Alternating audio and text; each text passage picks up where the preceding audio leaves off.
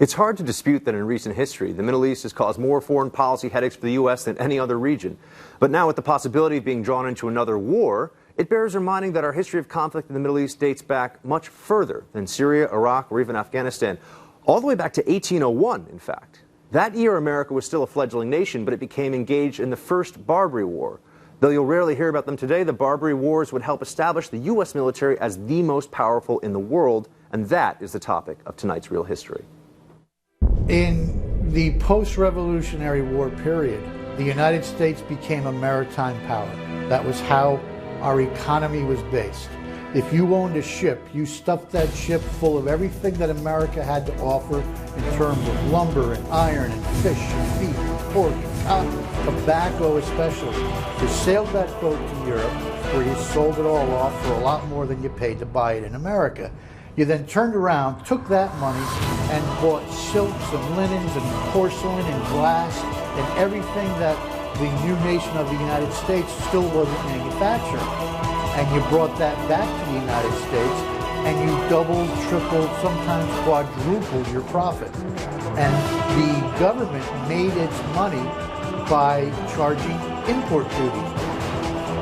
In the late 18th century, England had the biggest, most powerful navy on the planet. When the United States declared its independence from Great Britain, one of the things that we lost was the Union Jack flying from our ships. So when we became independent, we had our own flag flying, and it was basically a signal to any country that thought we could make a quick profit by seizing these boats and holding the crews for ransom and selling off the cargo and demanding money for peace treaties. And that's exactly what began to happen almost immediately after the end of the Revolutionary War. The nations that today we call the Barbary states, Morocco, which was an independent country at the time, Algiers, Tunis, and Tripoli, they controlled the entrance to the Mediterranean. And as American ships went through, you either paid the protection money or they attacked the boats, and the owners and the government lost whatever money might have been tied up in those boats. One example is Salem, Massachusetts, which was a very famous maritime city. In 1 month, Salem contributed $686,000 in import taxes to the federal government. In terms of modern money, you're probably talking about $2 to $3 billion. In 1794, Algiers decided that we weren't giving them enough money. Piracy, or the threat of piracy, is what fueled the economies of the Barbary states. They were poor backwater provinces of the Ottoman Empire, and they needed some way to stimulate their economy. By 1800, the Barbary pirates, their demands for more and more and more money had reached a point that everybody in the United States wanted to do something about it. In April 1801, the Prince of Tripoli sent an ultimatum to President Thomas Jefferson, in which he told the president either he pays more than he gives to both Tunis and Algiers, or Tripoli would declare war in the United States. Jefferson sent back a very curt, short note that told the Prince of Tripoli to take a long walk off a short pier. The Prince of Tripoli thereupon rode his black charger onto the grounds of the United States consulate in Tripoli, and he cut down the American flag on the flagpole. And it was symbolic of declaring war because wood was so scarce in a desert country like Tripoli. And that played right into Thomas Jefferson's hands. Thomas Jefferson, from the time that he had served as a diplomat in Spain and France, wanted to find a way to attack and defeat the Barbary pirates.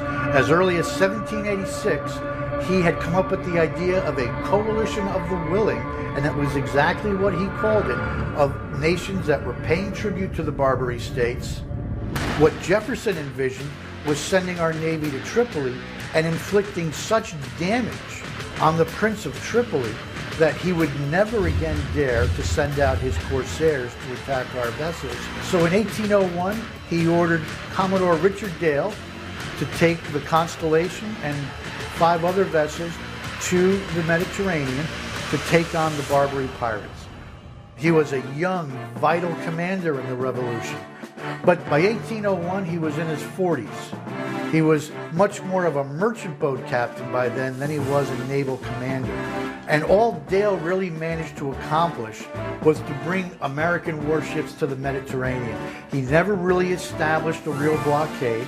He never tried to attack the city of Tripoli. Jefferson realized this. He recalled Dale, and in 1802, he sent Commodore Richard Morris to take command of the Mediterranean squadron in the blockade of Tripoli. And he did even less than Dale. He essentially went on tour. It allowed his wife, who accompanied him on the voyage, to see many of the famous places in Europe. It was a cruise with a semi-purpose.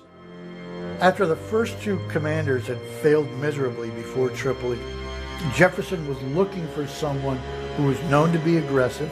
He was looking for someone who was known to be able to discipline officers and men. In 1803, Jefferson turned to Edward Preble to take command of the Mediterranean squadron. He was one of the first officers appointed to the Navy when it was created in 1794. To Preble, the most important thing that he could do was to prove the worth of the United States Navy to both the American people and to everyone abroad. He kept his ship on a constant war footing. He drilled his men every day until Constitution was so well prepared for combat that he was ready to take on a boat much larger than his own. He gave birth to the modern officer corps of the United States Navy and Marine Corps. Appointed by President Jefferson to lead his Mediterranean squadron, Commodore Edward Preble sailed toward Tripoli with a singular goal: to demonstrate to the world the power of the U.S. Navy. Tonight's Real History continues now. Preble arrived off of Tripoli, and he ordered 2 warships to remain there. And he was going to do what no other commander had ever done. He was going to maintain a blockade right through the winter. Wintertime in the Mediterranean was not a time you wanted to be out in a sailboat doing much of anything. And yet he intended to establish this blockade. And he decided to use the frigate Philadelphia, which was considered at that time to be the best sailing warship then afloat, who was commanded by Captain William Bainbridge. On Halloween Day, 1803, William Bainbridge chased this pirate boat that he saw. He didn't know the harbor. He didn't have a pilot.